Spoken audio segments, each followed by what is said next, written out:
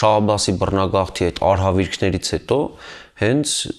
ամենայն հայոց կաթողիկոսների մի ամբողջ շարքի աշխատանք է եղել, որ այստեղ հայերի տեսակարգշիռը սկսել է վերականգնվել, նորից դպրոցներ, ազգային դպրություն, հետո մոդեռնիզացիա, տպարան է գալիս եւ այլն։ Սկսվել է ամեն ինչ Մովսես Տաթևացուց 1620-ականների վերջից, Մովսես 3-րդ Տաթևացի ամենայն հայոց կաթողիկոս, այնուհետև նրա սան Փիլիպոս Աղբակեցի,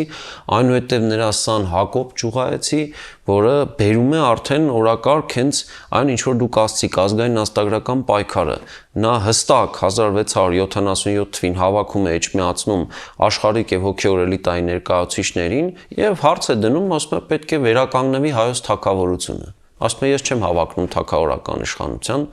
Քավլիցի, ես ինչ որ կարող եմ կօգնեմ կանեմ իմ այս ինստիտուցիոնալ իշխանությամբ, հա, միակ կառույցներ հայկական միջավայրում, որ ուներ հիերարխիա եւ ուներ գլուխ, ղեկավար եւ ուներ նաեւ ցանցային կառույց այս ամբողջ բրգի մեջ, ասաց ես պատրաստ եմ այդ ամենը անել, բայց պետք է արդեն թագավորության հարցին ամեն մեկը ձեր մասով մասնակցեք վերականգնման հարցին։ Եվ այդ օրակարգին էր ուղղված հետագա ամբողջ աշխատանքը 150 տարի։